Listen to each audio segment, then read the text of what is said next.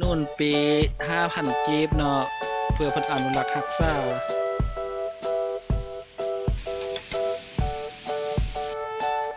อันนี้ระเบิดจากสงครามเนาะแตกระเบิดหรือบ่แตกมีบ่ล้างมืออีกว้าว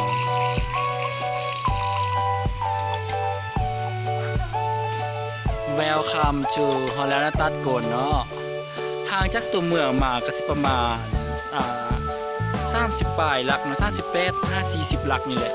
จากตัวเมืองเมืองซอนเนาะดอกไม้แคมทางไม่รู้สึกมีคนที่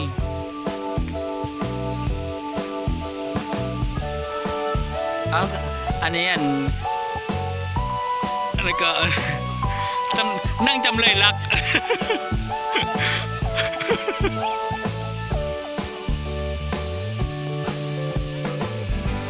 รู้สึกว่าเพิ่นปรับปรุงใหม่งามหลายขึ้นเด้อเพื่อจะมาเที่ยวตัดโกนเสือเด้ออันนี้ก็จะเป็นส่วนอาหารเนาะนี่มีอาหารหลากหลายเมนูอาหารลาวต่างๆเนาะตัดโกนจะมีหลายผักเนาะ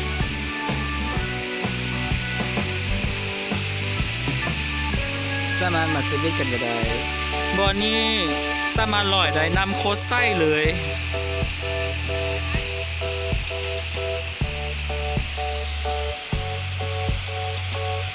นำไส้ขนาดเนาะพอดีลอยละน้ำพอดีลอย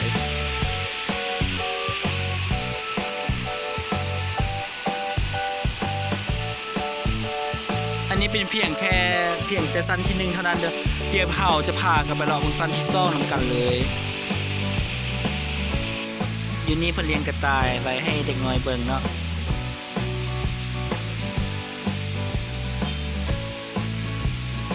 ขึ้นมามันก็มีข้อห้ามเนาะห้ามเอาสัตว์น้ำสัตว์ปีกและทำลายทุกประเภทสัตว์ห้ามเอาสัตว์น้ำเนาะห้ามตัดไม้ทุกชนิดและก็ห้ามแค่ทุกทานเอาเบียร์ไม้ทุกชนิดเนาะห้ามทิ้งขี้เหี้ยพร้อมเนาะแม่แล้วเฮามาเที่ยวแหล่งท่องเที่ยวธรรมชาติเฮาอย่ามาทำลายธรรมชาติเนาะเดี๋ยวเฮาสิย่างขึ้นไปเนาะเพิ่นว่าย่างขึ้นนี่ก็ประมาณไว้สุดก็สิประมาณ10ปลายนาที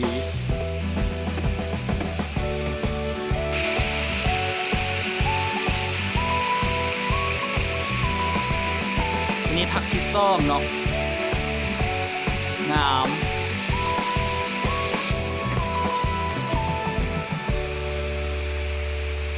นี่จะเสี่ยงน้ำตกเนาะจุดแคมทางขึ้นก็จะเป็นป่าประมาณนี้เส้นทางก็ย่างสะดวกเนาะเพราะว่าเพิ่นเฮ็ดไม้ให้เฮาย่างขึ้นไปช่วงนี้น้ำจะบ่หลายเพราะว่าเป็นยามเข้ายามหนาวแล้วเนาะนี่ก็น้ำก็ใส่ประมาณเดือน6เนาะเดือน6เดือน7เดือน8เดือน9น้ำจะหลายตัวนี้เป็นบอนน้ำผักที่3เนาะกะน้ำใส่ใดเบิ่งคืนน้อยๆสามารถลอยได้เด้อตัวนี้ว้าวที่ได้เขาบ่มีกองที่แจงกว่านี้เนาะยังหาไปต่อ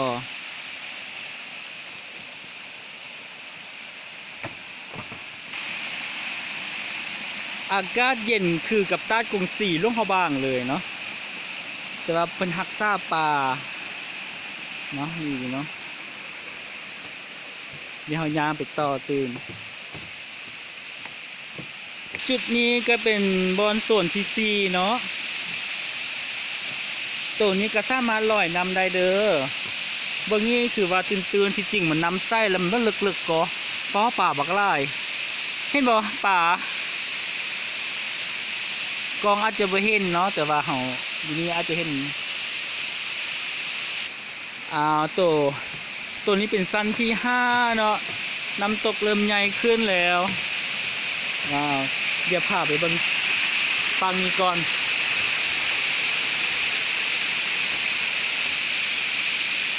ว้าว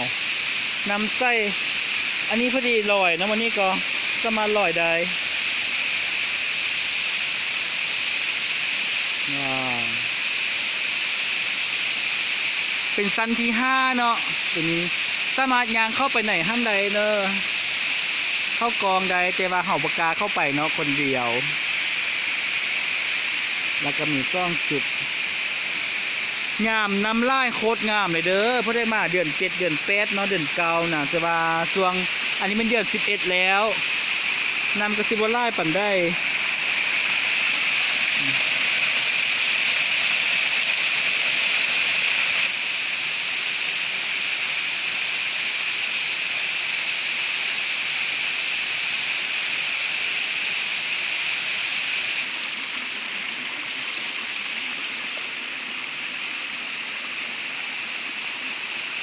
เดียวหอย่างขึ้นต่อไปเนาะ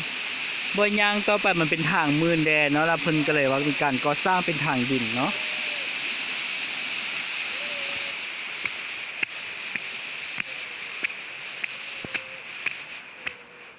เอ้า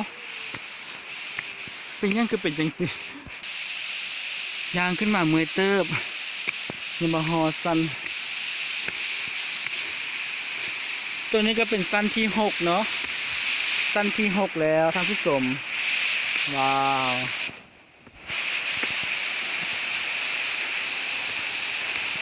แต่ละจุดเพิ่นจะมีกระตาขี้เงี้ยเนาะให้เห่าและทิมขี้เงี้ยฉะนั้นเวลาทุกท่านมาเที่ยวห้ามทิมขี้เงี้ยสะสายว้าวเนาะเอาตะลุมมาก่อน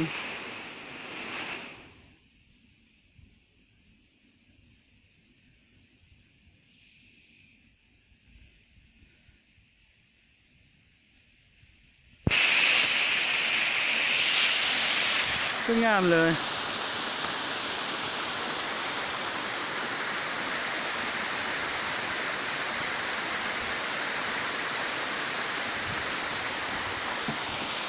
ว้าวบินหัว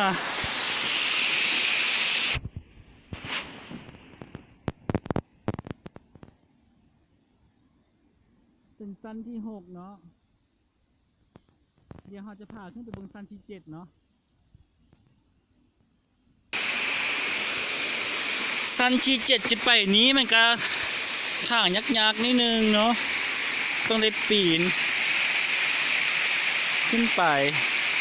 เดี๋ยวเราจะพากันยางขึ้นไตเนาะเปล่า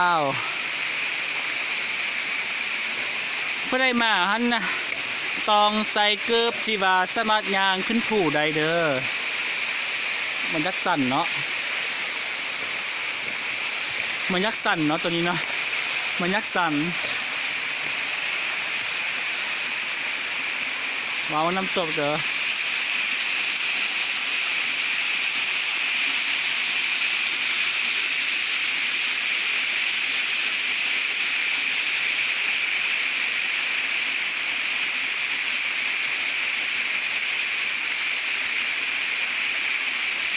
ตัวนี้เป็นสั้นที่7เนาะ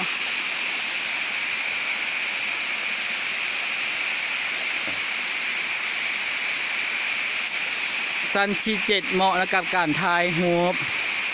ย่างไต่นำได้เพราะน้ำมันจะบ่หลายเดี๋ยวเขาย่างไปต่อสั้นที่8เลยนี่เขาไปต่อสั้นที่8เลยเนาะมันก็จะมีปลากรวยว้าวให้แล้วน้ำตกเนาะ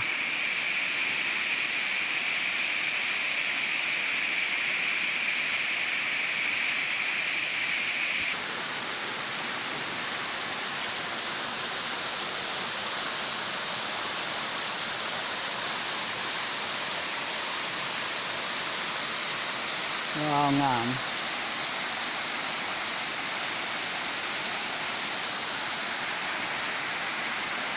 สันสูงสุดแล้วเนาะสันที่9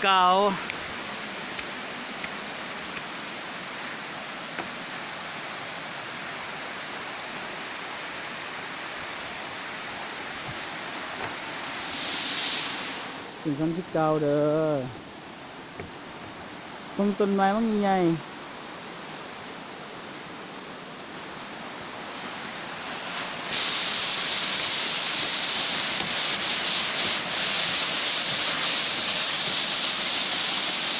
น้ำมันก็ใส่น้ำใส่ใส่ป่ะ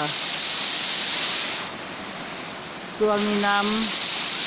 ำโบราณไดเป็นหัวยำไล่ในโคตรงามเลย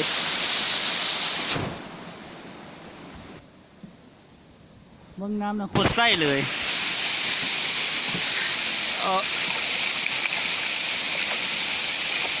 ทั้งไส้ทั้งเย็นเนาะ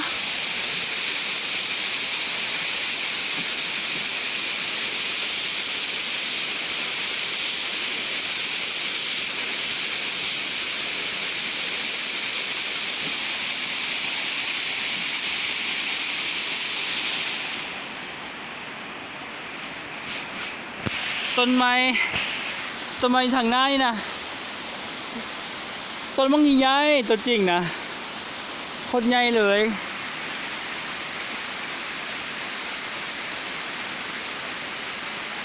ธรรมชาติปั้นแตงมาโคตรงามเนาะแม่ก็อยู่กลางน้ำตก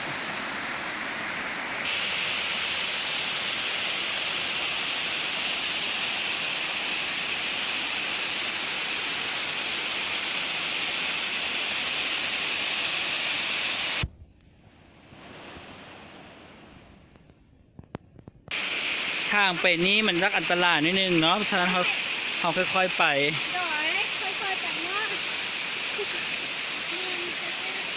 เขาจะย้ายขึ้นไปถึงคุณเนาะอันนี้เพื่อนมาซอกบนฮานีมูนเนาะเพื่อนว่าคันได้พวกสิพาเพื่อมาฮานีมูนอยู่น้ำตกนี่วาซาน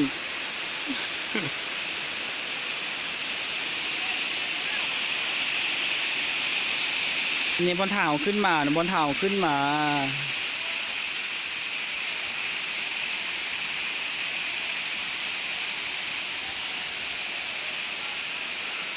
ตอนน้ำมันไล่โอ้บนนี้นะจะเป็นสีขาวๆเหมือนเลยอันนั้นทีมงานเขาเนาะไอต้ากำลังสายพากันด้นลอยเหรอวะ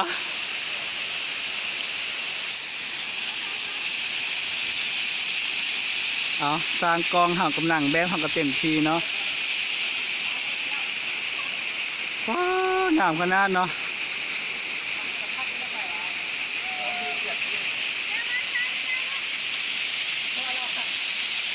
ที่จริงมันจะกว้างต่อไปเต็มเนาะ